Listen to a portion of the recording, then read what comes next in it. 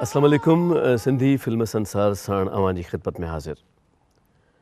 मुज़िज़ ख़वातीन हज़रात, चयो वेंदो आहे त जेको सेल्यूलाइट ते नज़र अचे थो, जेका ख़ासि तौर ते फिल्म हूंदी आहे ऐं सिनेमा हाउसिस में हलंदी आहे, छाकाणि त स्क्रीन्स नंढा वॾा थियनि था ऐं दुनिया में लैपटॉप जो रिवाजु आहे ऐं हेडफोन्स ऐं हेड गियर्स इस्तेमालु करे माण्हू उन फिल्म जे सोती असरात खे बि महसूसु करे थो। पर जेको वॾो स्क्रीन आहे उन जी पंहिंजी हिकिड़ी दुनिया हूंदी आहे, पंहिंजो हिकिड़ो जहान आहे, पंहिंजा हिकिड़ा असर आहिनि ऐं ख़ासि तौर ते नफ़्सियाती ऐं समाजी हवाले सां ॾिठे वञे त जेका यंग एज आहे, 14 सालनि खां पोइ जी जेका उमिरि आहे, उन ते फिल्म जो पंहिंजो हिकिड़ो मख़सूसु असरु, मख़सूसु सोच थिए थी। उन फैशन खे अडॉप्ट कयो वञे थो, इख़्तियार कयो वञे थो, जेको फिल्म में नज़र ईंदो आहे, मौसीक़ी खे पसंदि कयो वञे थो ऐं तंहिंखां सवाइ उहे सभु मंज़र जेके फिल्मुनि में हूंदा आहिनि, उहे ख़ासि तौर ते इंसानी ज़हन ते ख़ासि असरु कनि था। ऐं इन करे तव्हां ॾिठो हूंदो त फिल्मुनि जा पंहिंजा सर्टिफिकेट्स हूंदा आहिनि जेके उमिरि जे हिसाब सां जारी कया वेंदा आहिनि। इहा सॼी ॻाल्हि करण जो मक़सदु इहो आहे त जॾहिं असां पंहिंजी यादुनि जा वर्क वरायूं था त दरअसल ही उहे नक्श आहिनि जेके असांजे ज़हन में मेड़ियल आहिनि ऐं दरअसल पंहिंजी ॿी जनरेशन ताईं, पंहिंजी ईंदड़ नसल ताईं असां उन नक्शनि खे साम्हूं आणणु चाहियूं था। इहो ई सिलसिलो आहे सिंधी फिल्म संसार जो, जंहिंमें अॼु असां पंहिंजी निकोर फिल्म साण अवां जी ख़िदमत में हाज़िर आहियूं, जंहिंजो सिरो आहे जीजल माउ। ऐं तरतीब असांजी ईअं हूंदी आहे त असांजा मुअज़्ज़िज़ महिमान असां साण हूंदा आहिनि जेके फिल्म जे हवाले सां पंहिंजी यादुनि जा वर्क वराईंदा आहिनि ऐं तंहिंखां सवाइ जेके कुझु असां वटि हूंदो आहे सो असीं अवां जी ख़िदमत में पेश कंदा आहियूं। हिन फिल्म जे हवाले सां असां जूं 2 निशस्तूं आहिनि। अॼु पहिरीं निशस्त में असां साण आहिनि साईं हयात अली शाह बुख़ारी साहिबु। साईं अस्सलाम वालेकुम, मिज़ाज बख़ैर, सिहत बख़ैर, सलामत हुजो। ऐं उनखां पोइ परियां वेठा आहिनि नादिर बलोच साहिबु। नादिर साईं, तव्हांखे बि भली कार असांजे सेट ते, वॾी इनायत जो तव्हां हिन प्रोग्राम में शरीक थिया आहियो। ऐं हिन पासे असां वटि मौजूदु आहिनि सैयद फिदा हुसैन शाह साहिबु। शाह साहिबु, अव्हांखे भली कार, अव्हां असां वटि कई आहियो हिते। ऐं असां वटि मौसीक़ार मौजूदु आहिनि मास्टर अयाज़ अली साहिबु। मास्टर साहिबु, तव्हांखे भली कार। ख़वातीन हज़रात, ही जेका सिनेमा जी दुनिया आहे, जीअं अर्ज़ु कयोसीं न त जॾहिं फिल्म हलणु शुरू थींदी आहे त उनजो हिकिड़ो मुकमिल तारुफ़ हूंदो आहे। इन मुकमिल तारुफ़ खे स्क्रोल चइबो आहे। इब्तिदा में जीजल माउ जो स्क्रोल अवां जी ख़िदमत में पेश करणु चाहियूं था। फिल्म आहे जीजल माउ ऐं पेशकार इदारो आहे famous Sunny films limited. Release थियण जी तारीख़ आहे 9 नवंबर 1973। पेशकार सैफुद्दीन कॉन्ट्रैक्टर, फिल्म साज़ एच सिद्दीकी ऐं हिदायतकार बि एच सिद्दीकी, माविन हिदायतकार हयात अली शाह बुख़ारी, कहाणी हयात अली शाह बुख़ारी, मकालमा निगाह सैयद हयात अली शाह बुख़ारी, अकासी M Ayub, sound recordist A Sattar Khan, तदवीन M Aqeel Khan, processing S M Taqi, शाइर मूसा कलीम ऐं मौसीक़ार ग़ुलाम अली, गुलूकार रुनल्ला अयाज़ अली ऐं मोहम्मद यूसुफ़, अदाकार चकोरी मुश्ताक चंगेज़ी, नजमा शाहीन, रोशन, लाडो, गुड्डू, सुरैया, हमीद, अंसारी, रमज़ान, नजमा, ज़ेबाकली, मलक अनोखो, कुर्बान जिलानी ऐं गुल मुनीर। साईं हयात अली शाह साहिबु, इन फिल्म जे हवाले सां, छाकाणि त तव्हां सां पहिरीं ॻाल्हाईंदासीं त कहाणी बि तव्हांजी आहे, असिस बि तव्हां कयो आहे, कहाणीअ जो कीअं थियो ख़्यालु जीजल माउ जो? मुंहिंजो कहाणी जो कोन हो ख़्यालु, फिल्म इंडस्ट्री में आयुसि डायरेक्शन जे लाइ। कॾहिं मूंखे फिल्मी कहाणी लिखण जो को शौक़ु कोन को ज़हन में हो। जी। हिकु दफ़े ईस्टर्न इंस्टीट्यूट में कुर्बान जिलानी ऐं ए सिद्दीकी हिदायतकार मूंखे मिलिया। तोखे ॻोल्ही पिया काफ़ी देरि खां, छा मसइलो आहे? कहाणी खपे, फिल्म ठाहिणी आहे, पार्टी अची आहे ऐं तमामु जल्द ठाहिणी आहे, सुठी पार्टी, पैसे वारी ईअं हुजे। मुंहिंजो त को ख़्यालु ई कोन, ज़हन में कहाणी आई कोन। चयो कंहिं कहाणी असांखे खपे, सुभाणे खां खपे, अॼु माना शाम जो टाइम आहे, 4-5 थिया आहिनि, त असांखे सुभाणे कहाणी ॾे। मूं वरी न ठाहियो, बराबरि मुंहिंजे फिल्म जीअं गले में पवंदी आहे तीअं फिल्म गले में छॾियो। ऐं तव्हांखे हैरत थींदी, मुंहिंजे खीसे में 50 रुपया विधो। तव्हां पहिरीं कॾहिं कहाणी कोन लिखी? न कान लिखी, मुंहिंजे ज़हन में कोन को फिल्मी कहाणी लिखणी आहे, या मुंहिंजो डायरेक्शन जी फील्ड हुई उन ते। ज़ाहिर माण्हू हिकिड़ो फोकस कंदो हिकिड़ी कंहिं बि शइ खे। ऐं तव्हांखे 50 रुपया उन्हनि ॾिना ऐं 50 खां ॾिना, पोइ तव्हांखे चयो त हाणे तव्हां कहाणी लिखो। राति जो वियसि पोइ हीअ जेको 1 लाइन पाण ते डामाडोल लिखंदा आहियूं, उहो हिकिड़े पने या 2 पननि ते हूंदी आहे।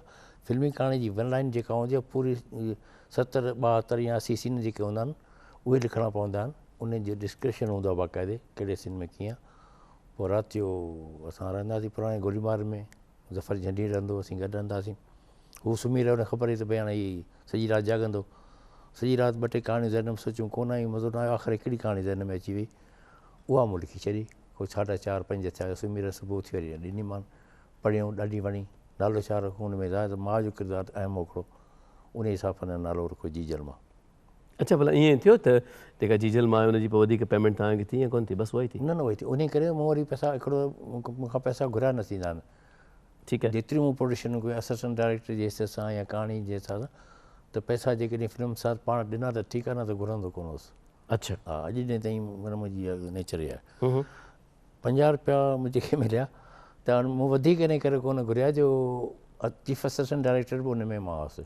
अच्छा। त उन ज़ाहिर पघार जेसि ताईं 6 महीना या साल फिल्म हले थी तेसि ताईं पघार मिलंदी, न त वरी पोइ कावड़जी पवनि या कीअं थी बदमिज़ाजी थी। अच्छा, उहो तजुर्बो कीअं रहियो तव्हांजो as a director at the same time, माना तव्हां असिस्ट बि कयो पिया ऐं कहाणी बि तव्हांजी आहे, उन सां इहा ट्रीटमेंट थींदी हुजे? न न, तमामु सवलाई सां आसानी सां कहाणी पहिरीं लिखी छॾी, हम्म पोइ डायलॉग वायलॉग जेके बि हूंदा लिखण खां पोइ जेको आहे सो ज़ाहिर पोइ शूटिंग शुरू थी। अच्छा, नादिर साईं, तव्हांजे ख़्याल में जेकॾहिं असां कैलेबर ॾिसूं फिल्मुनि जो त जीजल मां किथे बीठी? जीजल मां बहितरीनु कामयाबु फिल्म आहे जी। इहा लॻी फिल्म निशा सिनेमा हैदराबाद में। हा। ऐं बेनता रश ऐं माण्हुनि खे बेनता पसंदि कयो। हुनजी 2 वजहियूं ख़ासि। जी। हिकिड़ा त हुनजा गाना बहितरीनु आहे, हा, लाजवाब म्यूज़िक हो, ऐं ॿी हुन कहाणी जेका आहे न सा आम जेके फिल्मूं इन खां पहिरीं ठही चुकियूं उन्हनि खां मुख़्तलिफ़ हुई। ऐं पोइ हिन में मुश्ताक चंगेज़ी चकोरी जी गॾिजी ॿी टी फिल्म हुई आहे जी। त उन में माण्हुनि घणो हुनखे पसंदि कयो, जोड़ी उन्हनि खे पसंदि आई। जोड़ी हुनखे पसंदि अची वई। सही। ऐं ॿियनि आर्टिस्टनि बि ज़बरदस्त कमु कयो हुन में। मतिलबु ऑन दी होल फिल्म जेका असां कामयाबु फिल्म आहे ऐं हू कई हफ़्ता हली आहे निशा सिनेमा में। सही सही, माना कामयाबु फिल्मुनि में असां हिनखे शुमारु करे कामयाबु फिल्म में हिनखे शुमारु कयो। जीअं मूं तव्हांखे पहिरीं बि चयो शायदि त इहे फिल्मूं हिकु ॿ टे हफ़्ता हलंदी, पर हीअ सुठो हली निशा सिनेमा में सुठो बिजनेस।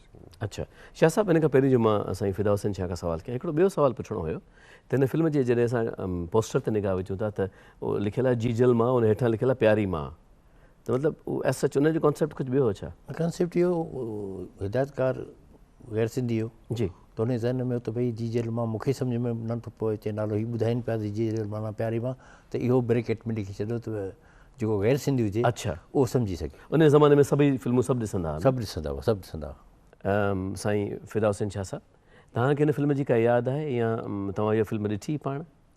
जी, असीं सफ़ा नंढड़ा हुआसीं, असां इहा फिल्म ॾिठी हुई ऐं मज़े जहिड़ी ॻाल्हि इन फिल्म सां वाबस्तगी इन करे बि आहे त असांखे इहो अहसासु हो त असां सिंधियुनि वटि पंहिंजी का जोड़ी हुजे, सबिया संतोष, महमद अली ज़ेबा, नदीम शबनम। त हिकिड़ी वॾी ॻाल्हि त इहा हुई त मुश्ताक चंगेज़ी पहिरियों दफ़ो हीरो रजिस्टर थियो, ठीकु आहे, ऐं उन खां पोइ छो जो उनजी सोलो फिल्म हुई एज़ अ हीरो, ऐं उन खां पोइ वरी चकोरीअ जो अचणु त चकोरीअ जी बि इहा पहिरीं रजिस्टर्ड फिल्म लेखी वञे थी। ऐं ॿी जेका वॾी ॻाल्हि हुई त साईं नादिर साहब ॻाल्हि कई त फिल्म जी म्यूज़िक ॾाढी रिच हुई ऐं शाहब सिनेमा माना त हैदराबाद जो गढ़, हैदराबाद जो विच, त उते सिंधियुनि लाइ इहा हिकिड़ी वॾी फैंटेसी हुई त जीजल मां माना या त सिंध या त पंहिंजी सॻी मां। ऐं इहो जेको क्रिएटिव क़िस्म जी हिकिड़ो एब्स्ट्रैक्ट आर्ट जीअं चइबो आहे पाण चवंदा आहियूं, त साईं हयात अली शाह पंहिंजे कलम मां हिकिड़ी अहिड़ी शइ कढी जेका हर माण्हूअ खे छुहे। ऐं ॿियो एडवांटेज पैकेज मुंहिंजे ख़्याल में त कुर्बान जिलानीअ जी परफॉर्मेंस हुई। अच्छा। कुर्बान जिलानीअ खे असां या त PTV ते ॾिठो हो सिंधी प्रोग्रामनि में, वरी अंकल उर्फ़ीअ जहिड़ी सीरियल में, पर हिते टोटली हिकिड़े नए इम्पैक्ट सां कुर्बान जिलानी मुतारिफ़ थियो ऐं सिंधी हुअण जी हैसियत सां सिंधी फिल्म में हुन कमु कयो। त इहा जेका सा न सिर्फ़ु कुर्बान जिलानीअ जी क्रेडिट ते हिकिड़ी कामयाबु फिल्म हुई जी, पर उन खां सवाइ जेको महमद अली ज़ेबा वारो कंसेप्ट या सबिया संतोष वारो कंसेप्ट उहो असांखे मुश्ताक चंगेज़ी ऐं चकोरीअ मां मिलियो। ऐं चकोरी आउं अव्हांखे ॿुधायां त चकोरी सिंध में जीजल माउ खां पोइ रजिस्टर्ड स्टार थी उभरी। ख़ातिन साहब, जॾहिं असां हिन फिल्म जी मौसीक़ीअ जे बारे में गुफ़्तगू कयूं पिया, तव्हां यकीनन हिकिड़ो अहम मौसीक़ार असां वटि मौजूदु बि आहे, पर चाहींदासीं त हिकिड़ो तज़किरो तव्हां सां कयूं। तज़किरो ईअं आहे त असांजी फिल्मुनि में ये तमामु घटि थियो त साॻी हिसाब जा 2 आइटम्स शामिल हुजनि, यानी तरबियाब हुजे ऐं अलमिया गीत बि हिन में शामिल हुजे। ईअं घटि थियो आहे। जीअं तव्हां ॿियनि मुल्कनि जी फिल्मूं ॾिसो था त उन्हनि में 2 वर्जन्स हूंदा आहिनि गाननि जा। हिकिड़ी जाइ ते हिकिड़ो गानो हूंदो आहे, वरी उनखे रिकॉल करण लाइ, उनखे यादि करण लाइ वरी उन गाने खे फिल्म जे आख़िर में किथे इस्तेमालु कयो वेंदो आहे। पर हिन में ग़ुलाम अली साहब हिकिड़ी कोशिशि कई, उहा इहा ई त अलमिया बि हुयो त तरबिया रंग बि हुयो। हिकिड़े ई गीत जा 2 रुख़ अवां जी ख़िदमत में पेश करणु चाहियूं था। पहिरीं तरबिया रंग असां वटि आहे, जाॻिया दिलि में प्यार अला।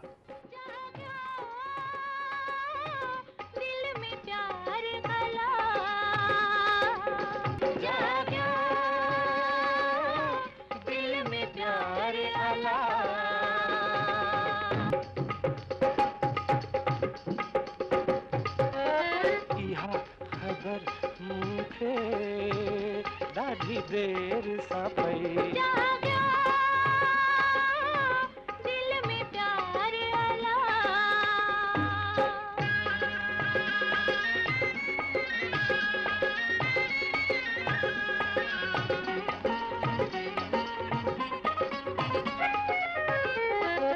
कीअं पंहिंजो हाल ॿुधायां, कीअं पंहिंजो रूह रिझायां, दिल खे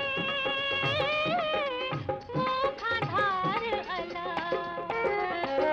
इहा ख़बर मूंखे ॾाढी देर सां पई जाॻिया दिल में प्यार अला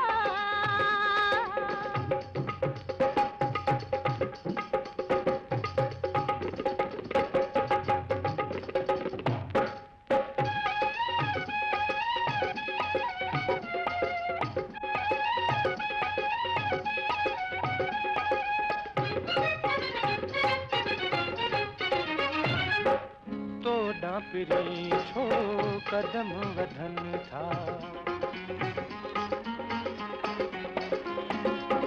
तोॾां पिरी छो कदम वधनि था, नाज़ इहे छो दिल खे वणनि था, थींदो दिल ते वार अला इहा ख़बर मूंखे ॾाढी देर सां पई जाॻिया दिल में प्यार अला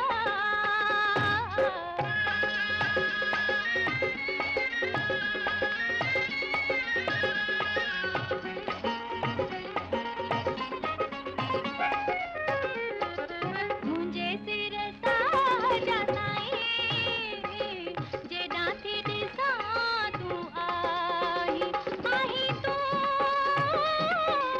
मन जो ठार अला इहा ख़बर मूंखे ॾाढी देर सां पई जाॻिया दिल में प्यार छा त सदाबहार कंपोज़िशन आहिनि, छा त भरपूर आवाज़ आहिनि नूना लैला ऐं मोहम्मद यूसुफ जा। ऐं जेका खनकार ॿुधीसीं, झनकार ॿुधीसीं, जेको महसूसु थियो त लबो लहजो आहे शौक़, उहो लहजो वरी उदासीअ में तब्दील थी वञे थो। अलमिया गीत चाहियूं था त अवां जी ख़िदमत में पेश कयूं ऐं तव्हां पाण ई महसूसु कयो त इन्हनि ॿिन्ही लबो लहजनि में केॾो न वॾो फ़र्क़ु आहे। लुटिजी वियो मुंहिंजो प्यार अला लुटिजी वियो मुंहिंजो प्यार अला हो इहा ख़बर मूंखे ॾाढी देर सां पई इहा ख़बर मूंखे ॾाढी देर सां पई उजड़ी वियो सिंगार अला हो इहा ख़बर मूंखे ॾाढी देर सां पई इहा ख़बर मूंखे ॾाढी देर सां पई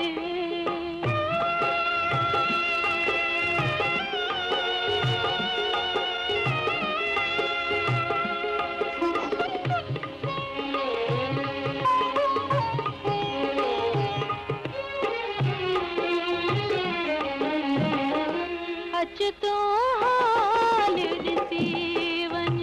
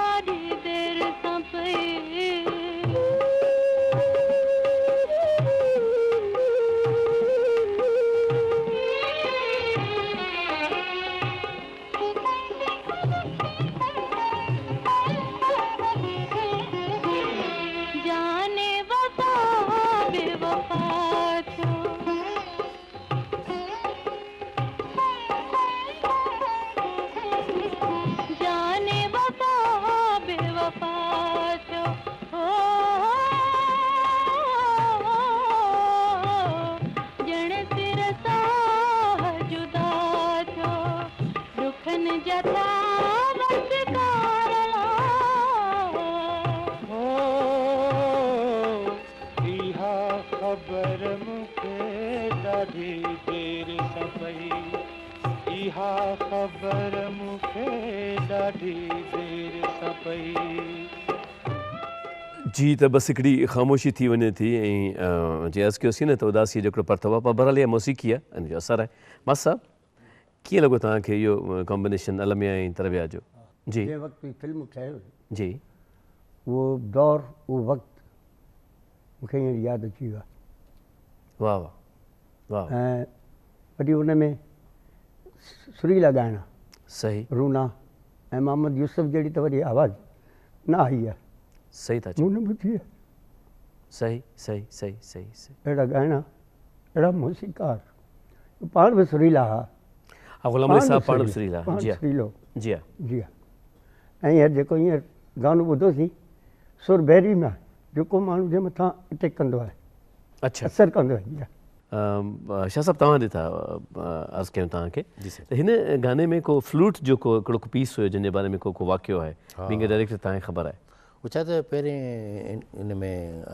अंतरे में जेको फ्लूट आहे जाने वफ़ा बेवफ़ा थियो। बेवफ़ा थियो उन खां पोइ फ्लूट जो पीस आहे अच्छा ऐं अॻिते हली वरी आख़िरी जेको अंतरे में आहे त क़दम ही केॾां वधनि था हा। उते बि इहो साॻियो फ्लूट हो कंहिंजा सॾड़ा ॿुधनि था हा क़दम ही केॾां वधनि था कंहिंजा उन खां पोइ इहो साॻियो फ्लूट हो ठीकु आहे रूना लाल चयो त हाणे ॿियो दफ़ो जेको आहे इहो फ्लूट वारो सॼो पीस इहो मां पंहिंजे गले मां थी कढां इहो गले मां कढियोसि अच्छा माना डिफरेंस फील नथो थिए त कोई न, कोन थो बांसुरी आहे ऐं गलो आहे कतई कोन न उन खे ख़बर पए थी जी हा डिफरेंस जी ख़बर पए थी जेको गौर सां ॿुधे त हा गौर सां ॿुधे त अच्छा पर हुन गले मां कढो फ्लूट हो उते रिपीट फ्लूट थियणो हो हुन चयो मां गले मां कढां थी गले मां कढी वाह ऐं तव्हांजे लाइ हिकिड़ो ॿियो अर्ज़ु कंदो हलां त हिन फिल्म जे हिकिड़े गाने में चंग वॻो साईं अब्दुल करीम बलोच साहब वॼायो असां टेलीविजन जा GM हुया GM साहब हुआ ब्रॉडकास्टिंग वॾो टेलीकास्टिंग नालो आहे जेको शोबिस जे हिन हवाले सां चंग साईं बलोच साहब पाण वॼायो पाण आयो हिते टीवी ते हूंदा पाण आया चंग वारो पीस तमामु ऐं चंग हू पाण बहितरीनु वॼाईंदो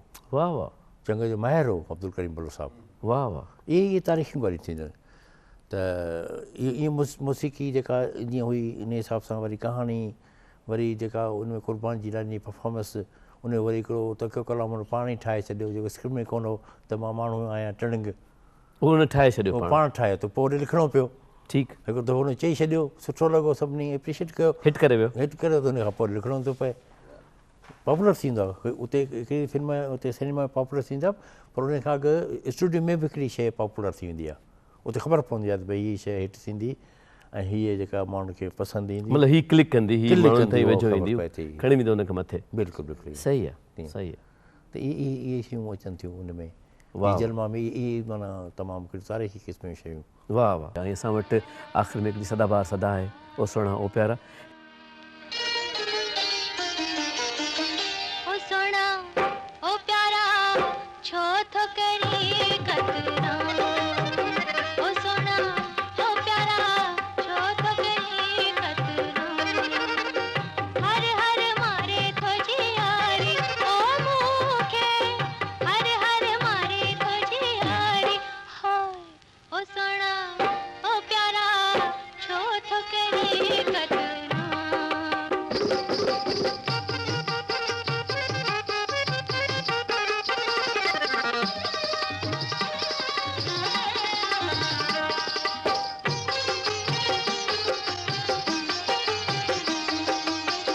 छो तो जवानी मुंज जलाई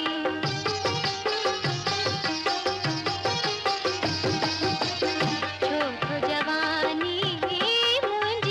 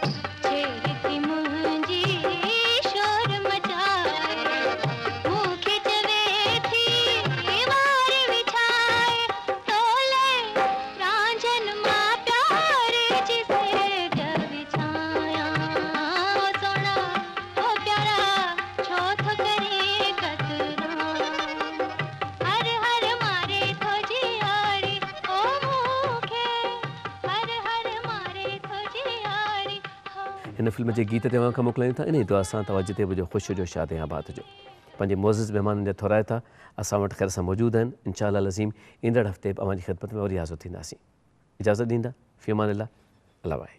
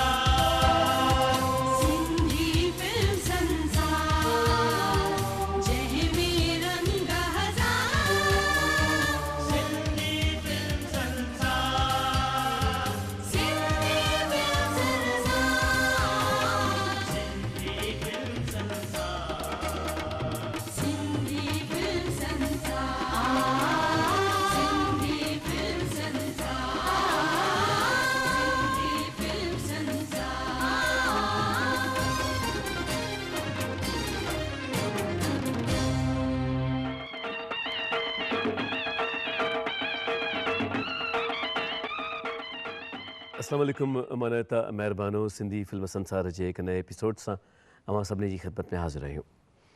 अव्हांजे मोहबतुनि जे लाइ अर्ज़ु करणु चाहींदासीं त जंहिं हिसाब सां तव्हां असांखे नवाज़ियो था, ऐं असां बार बार इहा अव्हांजी ॻाल्हि अव्हांजे ई ख़िदमत में अर्ज़ु कंदा आहियूं त जेका तव्हांजी मोहबत पलाए पए थी, ऐं ख़ासि तौर ते वेबसाइट्स ते ऐं ॿियनि सभिनी जायुनि ते जिते तव्हां असांखे ॾिसो था, ऐं जेके मोहबतनामा तव्हांजे पारां असांखे मिलनि था, तिन जे लाइ असां अव्हांजा बेहद शाकिर आहियूं।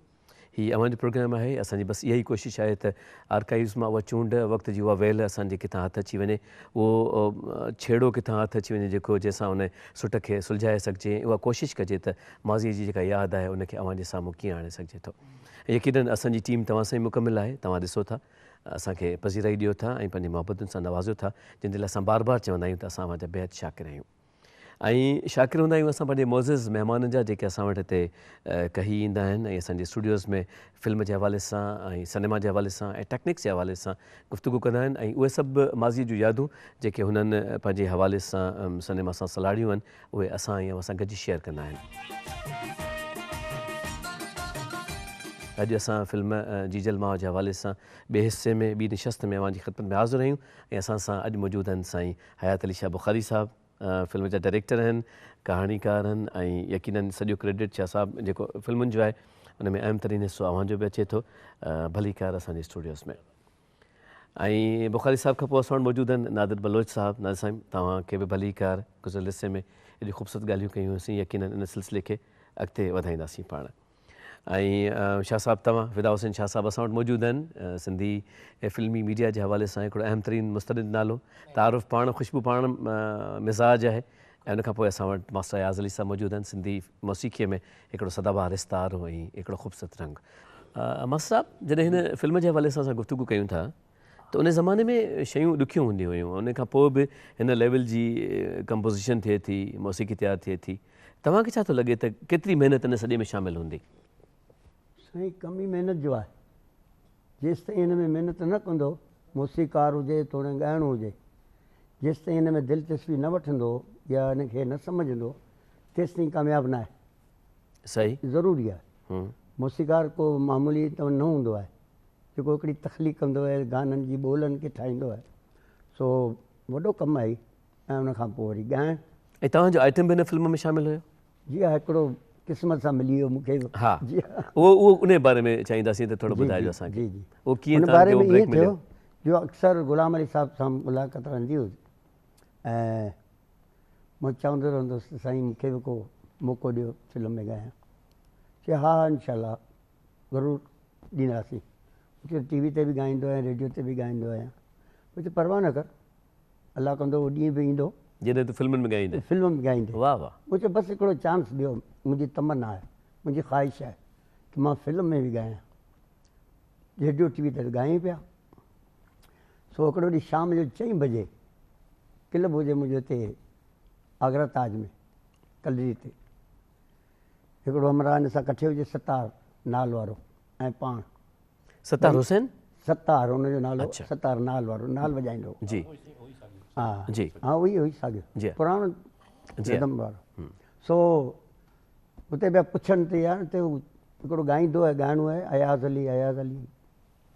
चए हा बाबा इहे हुनजो क्लब आहे हिते, क़िस्मत सां आउं बि हुते मौजूदु हुजां। सो अची ॾिसनि त मूं चयो यार ही ग़ुलाम अली साहिबु माशाल्लाह मुंहिंजा क़िस्मत मुंहिंजो खुली विया आहिनि।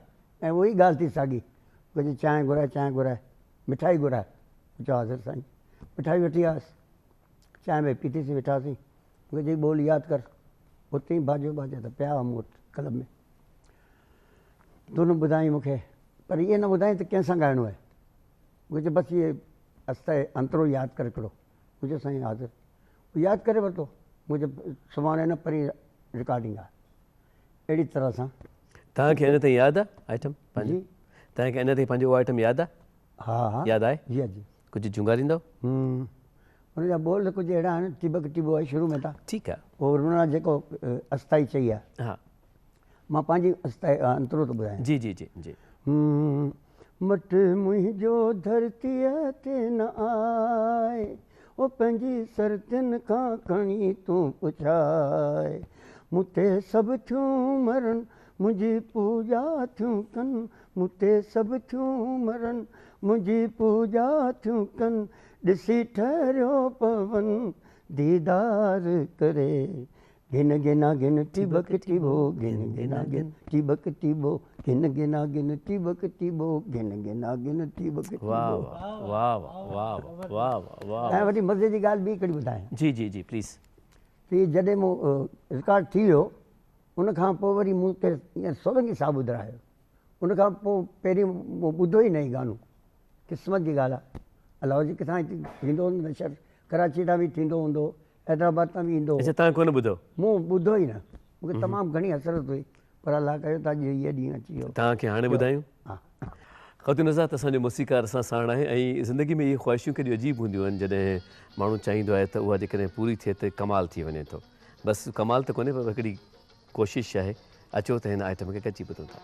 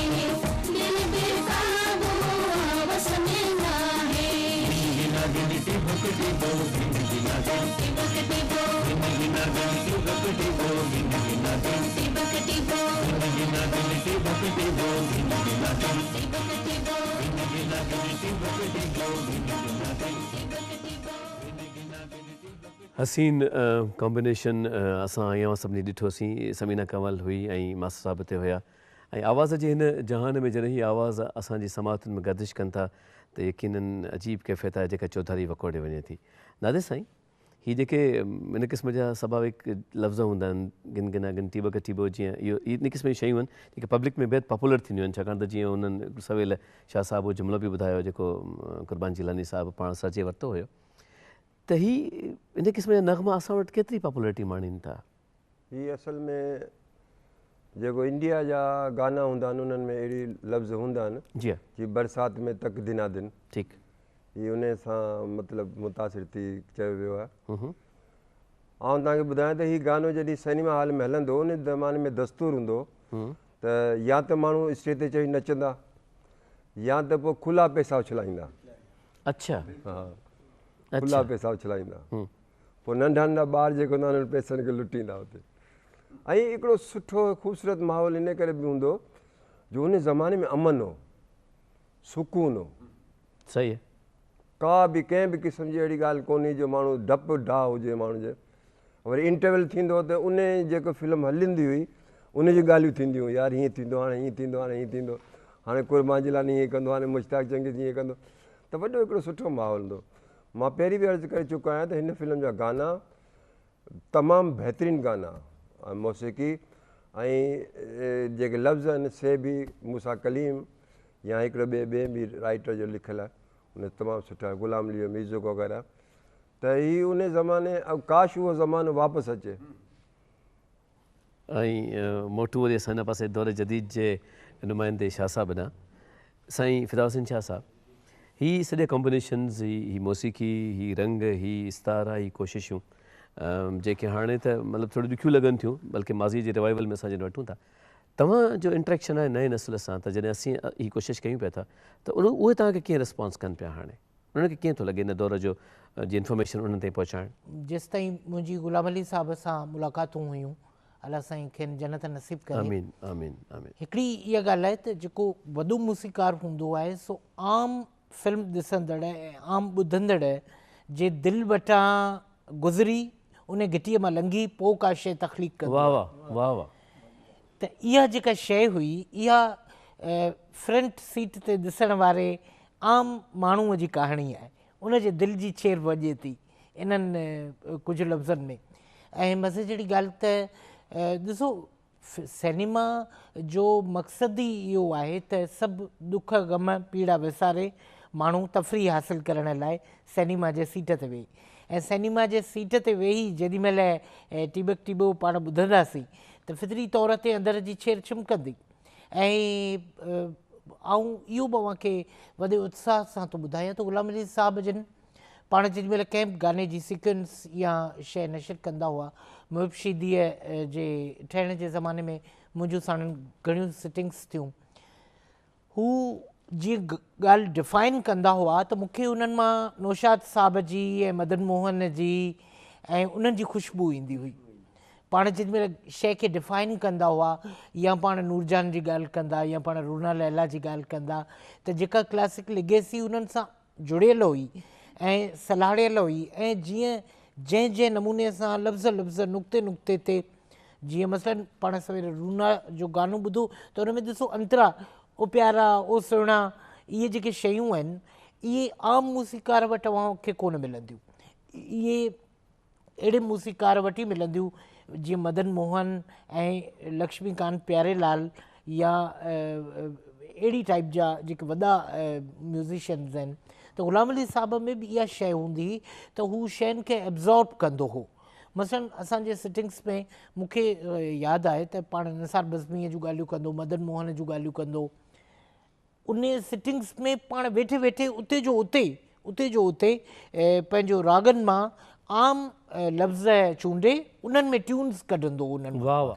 ऐं इहा हिकिड़ी वॾी ॻाल्हि आहे त हिकिड़े ई गीत मां वरी उन जे हिकिड़े आलाप मां हिकिड़ो नओं गानो ठाहे छॾिजे, त इहो गुलाम अली साहब जो कमाल हुअव।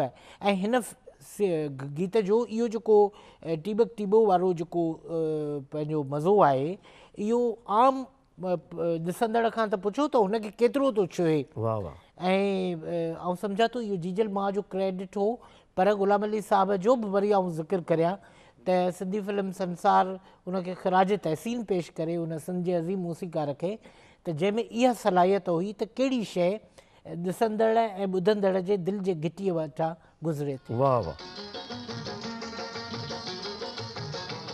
मन त महिरबानो जेके दिलि जी घिटीअ मां गुज़रनि था, त यकीननि इन्हनि खे हितां गुज़रण बि ईंदो आहे, ऐं हीअ जेके कोशिशूं आहिनि उन्हनि मोहबतुनि जे पारां असांखे पलाए पवनि थियूं, ऐं यकीननि असांजो नओं नस्ल जॾहिं हिनखे ॿुधे थो, कनाए थो, त उनखे बि इन मां कुझु न कुझु ज़रूरु हासिलु थींदो।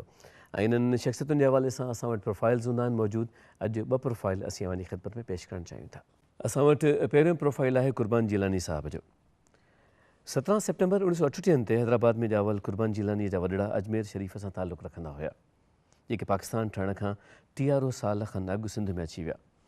हिलाल पाकिस्तान अख़बार में कंपोज़िटर जी हैसियत सां अमली ज़िंदगी शुरू कंदड़ कुर्बान 1955 में रेडियो पाकिस्तान हैदराबाद ते अनाउंसर जी हैसियत सां जॉइन कयो, ऐं 1960 धारे कमर्शियल सर्विस में बेहद मक़बूलियत माणियाई। फिल्मुनि में अदाकारी जो बेहद शौक़ीन कुर्बान अदाकार वहीद मुराद जो ज़ाती दोस्त हुयो, जंहिंखे फिल्म समंदर में ब्रेक ॾिनो, ऐं गॾोगॾु उन ई ज़माने में हुन पाकिस्तान टेलीविज़न बि जॉइन कई। सिंधी फिल्मुनि जे ॿिए दौर में हू पन्नो आकिल में हीरो बणियो, बाक़ी ॿियनि सभिनी फिल्मुनि में मनफ़ी किरदारु अदा कयाईं।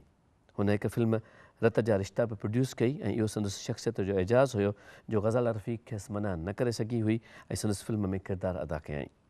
जेतोणीकि हू एस एम यूसुफ जहिड़े अहम हिदायतकार खे इनकार करे चुकी हुई।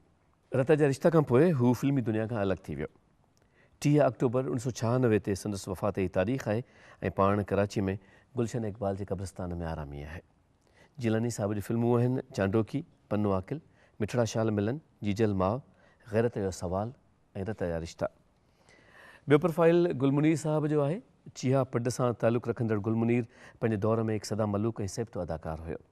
जेतोणीकि संदसि फिल्मी ज़िंदगी कुझु तवील न रही, पर तंहिं हूंदे बि संदसि अदा कयल किरदार माण्हुनि जे मन में अॼु बि जीअरा आहिनि। संदसि सिंधी फिल्मूं आहिनि चांडोकी, अलबेली, प्यार तां सदके, मुंहिंजो प्यार पुकारे, रत जा रिश्ता ऐं धरती दिल वारनि जी। प्रोफाइल्स खां पोइ मोटंदासीं पंहिंजे मुअज़्ज़िज़ महिमाननि ॾांहुं। शाह साहिबु, तव्हां खां कंक्लूडिंग रिमार्क्स पुछंदासीं जीजल माउ जे हवाले सां। Being a director, being a writer, तव्हांजा छा तासुरात आहिनि सॼी फिल्म जे बारे में? फिल्म सुठी महिनत सां ठाहीसीं, तमामु घणी महिनत कईसीं, स्टोरी ते, डायरेक्शन ते, म्यूज़िक ते। हिकिड़ी ॿी ॻाल्हि ॿुधाईंदो हलां त हिन में जेको टाइटल किरदारु कयो जीजल माउ जो, निजमा शाहीन हुई, बाक़ी आहे अलाह हयाती ॾियो हुनखे। तमामु घटि माण्हू खे ख़बर आहे त उहा नाम्यारे शाइर ज़ेबा अक़ली जी धीउ आहे। अच्छा, तॾहिं ठीकु आहे, तॾहिं अक़ली साहिब जो नालो आहे। ज़ेबा अक़ली जी धीउ आहे। सही। ऐं इन खां पहिरीं हुन में तुंहिंजूं ॻाल्हियूं सॼण में किरदारु कयो। अच्छा। कदा और हिकिड़ी माना रो बेस्ट हुआसीं तमामु हिकिड़ो। इहो किरदारु ॿी अदाकार शायदि न करे सघां जो हिन कयो। त हीउ असांजो अॼोको सफ़र हुयो फिल्म जीजल माउ जे हवाले सां। हीअ ॿी निशस्त हुई ऐं इन में अॼु असां हिन फिल्म खे कंपाइल कयोसीं ऐं जेको कुझु असांजे हंज में हुयो सो तव्हांजी ख़िदमत में पहुतियोसीं। पंहिंजे मुअज़्ज़िज़ महिमान जा तौरात आहियूं साईं हयात अली शाह बुखारी साहिब जा, साईं नादिर बलोच साहिब जिन जा, साईं फिदा हुसैन शाह साहिब जा ऐं मास्टर अयाज़ अली साहिब जिन जा असां वटि कई आया ऐं हिन फिल्म जे हवाले सां असां सां गुफ़्तगू कयूं ऐं ॼाण अवां ताईं पहुती। हिकु सदाबहार गीत ते मोकिलाईंदासीं।